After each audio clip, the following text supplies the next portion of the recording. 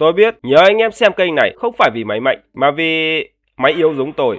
Thực ra, game không phải lúc nào cũng cần cấu hình cao hay max setting. Nhiều khi chỉ cần một tựa game chơi ổn, vào là cuốn, ngồi một lúc thành cả buổi mà không để ý thời gian. Với PC chỉ 4GB RAM, nếu chọn đúng game thì anh em vẫn có thể chơi lâu, chơi thoải mái mà không quá nặng máy.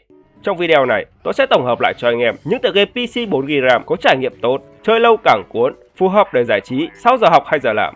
Ok, game là dễ, hãy để tôi giới thiệu game cho anh em, còn hay dở như thế nào thì tùy anh em cảm nhận nha. Giờ thì bắt đầu video thế nào. Prince of Persia thì chắc chắn anh em cũng không lạ. Trước đây tôi đã từng giới thiệu một bản khác rồi, nhưng Warrior Within thì cảm giác chơi khác hẳn. Không khí game tốt hơn, đánh nhau đã hơn, di chuyển cũng cần tập trung hơn một chút. Game không bắt phản xạ nhanh, mà bắt anh em phải canh nhịp, canh khoảng cách, sai là ăn đòn ngay. Bù lại, khi đã quen cách đánh và di chuyển, chơi rất đã tay, kiểu càng chơi càng thấy vào game thực sự.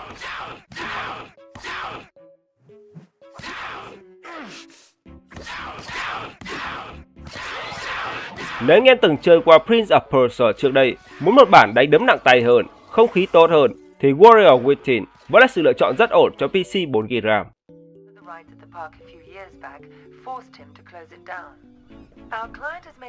Trước đây, trên kênh, tôi đã từng giới thiệu một bản Hitman khác rồi. Bản đó thiết về hành động nhiều hơn, xử lý nhanh, ít phải chờ đợi. Còn Blood Money thì đi ngược lại hoàn toàn. Nhịp game chậm, ít bắn bừa và bắt anh em phải suy nghĩ trước mỗi bước đi. Vào màn không phải để chạy ngay, mà để đứng quan sát, xem lính đi như thế nào, góc nào khuất, góc nào dễ lộ. Có lúc chỉ cần chọn sai đường là cả kế hoạch phải làm lại từ đầu.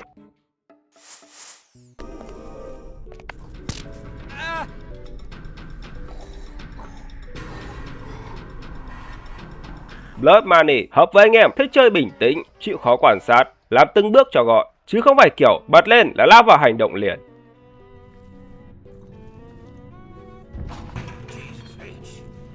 Condemned là kiểu game vừa vào chơi đã thấy hơi khó chịu, không phải vì khó chơi mà vì không khí của nó nặng thật. Khung cảnh thì tối om, không gian lại chật chội, đi vài bước là nghe thấy tiếng động phía sau lưng. Game không đem lại cảm giác an toàn, vũ khí thì thô sơ, đánh nhau thì toàn cận chiến, rất dễ bị hoảng nếu không giữ bình tĩnh. Có những đoạn chỉ cần bước chậm một chút, nghe tiếng môi trường thôi cũng đủ thấy căng thẳng rồi. Mặc dù tựa game kinh dị này ra mắt đã lâu, nhưng độ ám ảnh của nó thì không thể phủ nhận.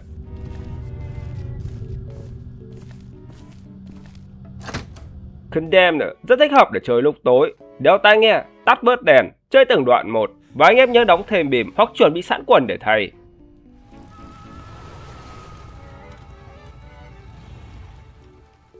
Tomb Raider Underworld là phần game cũ đã ra mắt cách đây 18 năm. Chắc chắn không phải là một Lara Croft với độ phân giải 4K, mà giống như đang xem một video có độ phân giải 240p vậy. Mặc dù thế, nhưng với ánh sáng, màu sắc rõ ràng, đỡ bí hơn rất nhiều so với game kinh dị trước đó. Gameplay chủ yếu là leo trèo, giải đố nhẹ, đi khám phá từng khu vực, ít khi phải đánh đấm dồn dập.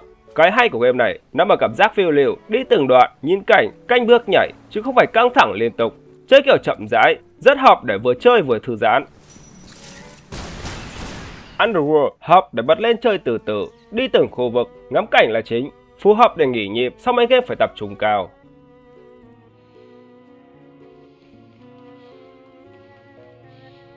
Mirror Edge nhìn vào là biết không phải game mới, nhưng cái cảm giác của nó không nằm ở việc ngồi ngắm. Game này sinh ra là để anh em chạy liên tục, nhảy qua mái nhà, leo tường, trượt xuống lan can theo kiểu parkour. Không gian được làm gọn, nhìn là biết đường đi, nên mắt lúc nào cũng phải nhìn phía trước, tay thì phản xạ theo từng bước chạy, không đứng yên lâu được, chậm nhịp một chút là hụt tay ngay. Game này chơi là phải tập trung toàn bộ.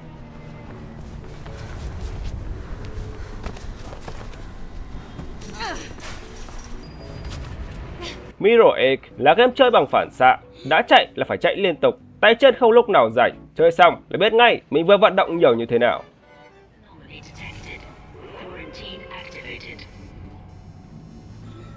Dead Space là game kinh dị sinh tồn, vào game đã cảm nhận thấy rõ không khí nặng nề, không gian kín, tàu vũ trụ vắng, đi vài bước là nghe thấy tiếng động rất khó chịu ở phía sau lưng. Game không hù kiểu giật mình liên tục, mà để anh em tự căng lên từ từ, qua ánh sáng yếu, âm thanh kim loại và những đoạn im lặng kéo dài. Bắn súng cũng không đem lại cảm giác thoải mái, đạn thì không nhiều, mà kẻ địch thì áp sát rất nhanh, nên lúc nào cũng phải giữ thật bình tĩnh để xử lý.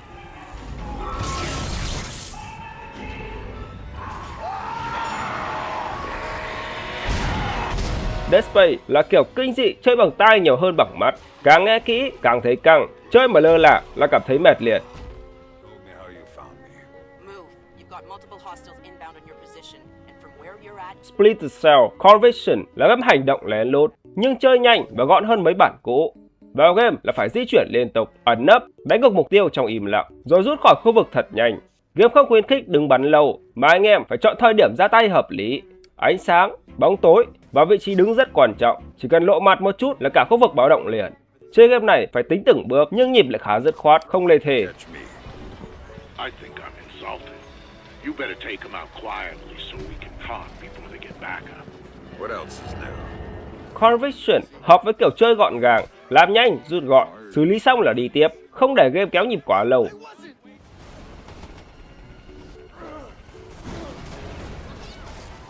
Trước đây ở trên kênh tôi đã từng giới thiệu Prototype 2 rồi, còn bản này là phần đầu, kể về một thành phố đang hỗn loạn vì dịch bệnh. Nhân vật chính tỉnh dậy mà không nhớ mình là ai, chỉ biết cơ thể đó có những sức mạnh rất bất thường. Từ đó kiếm đẩy anh em và kiểu vừa chơi vừa khám phá, vừa sinh tồn giữa một thành phố đang sụp đổ. Gameplay thì rất thoáng, chạy nhanh, nhảy cao, leo từ mái nhà này sang mái nhà khác, đánh nhau theo kiểu áp đảo. Nhưng đằng sau việc phá hoại đó là hành trình tìm lại sự thật của chính nhân vật. Prototype không chỉ để quậy cho vui, mà là kiểu chơi càng sâu, càng tò mò xem chuyện gì đang xảy ra với thành phố này và với nhân vật chính mà mình đang điều khiển.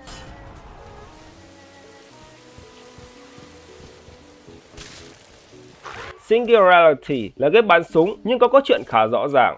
Game đưa anh em vào một hòn đảo bí ẩn, nơi các thí nghiệm khoa học đã đi quá giới hạn và mọi thứ bắt đầu méo mó theo đúng nghĩa đen. Nhân vật không chỉ cầm súng bắn mà còn có khả năng điều khiển thời gian, lúc thì làm chậm, lúc thì tua lại môi trường xung quanh. Nhờ vậy, gameplay không chỉ bắn cho xong mà còn phải quan sát, tính toán, kết hợp cả bắn súng lẫn khả năng đặc biệt.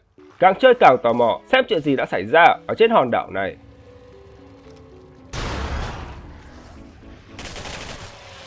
Singularity hợp với anh em thích bắn súng nhưng vẫn muốn có câu chuyện, vừa chơi vừa khám phá. Mỗi đoạn đi qua là lại muốn biết tiếp chuyện gì sẽ xảy ra. I wanted you, Darrow, in Washington, by my side. Man doesn't jump for anyone. Deus Ex Human Revolution đặt anh em vào một thế giới tương lai, nơi con người bắt đầu can thiệp sâu vào chính cơ thể của mình. Nhân vật chính không chỉ làm nhiệm vụ mà liên tục đứng giữa những lựa chọn khó, đi lén hay đối đầu trực diện, nói chuyện hay bắn thẳng, mỗi cách đều dẫn đến kết quả khác nhau.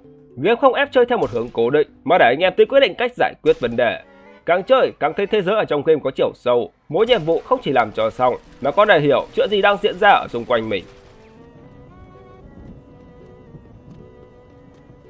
Deus Ex không phải kiểu chơi nhanh cho xong mà kiểu càng chơi càng phải suy nghĩ, mỗi quyết định đều có giá của nó, rất phù hợp để chốt lại một list game chơi lâu và có chiều sâu. Và trên đây là danh sách những game PC 4GB RAM ở trong video này, tập trung vào trải nghiệm chơi lâu, chơi ổn, không cần chạy theo cấu hình cao hay đồ họa nặng. Nếu anh em đang dùng máy yếu hơn một chút hoặc muốn tôi làm thêm một danh sách game chơi theo từng gu khác như game hành động, nhập vai hay chơi chậm thư giãn thì cứ để lại comment ở phía bên dưới, sắp game sẽ tổng hợp và làm tiếp cho anh em. Ngay ở trên màn hình lúc này có một video game PC nhẹ khác, vẫn theo kiểu chơi lâu, chơi từ từ mà không bị chán. Anh em thấy hợp thì bấm xem tiếp để ủng hộ kênh nha. Chúc anh em chơi game vui vẻ và hẹn gặp lại anh em ở video tiếp theo.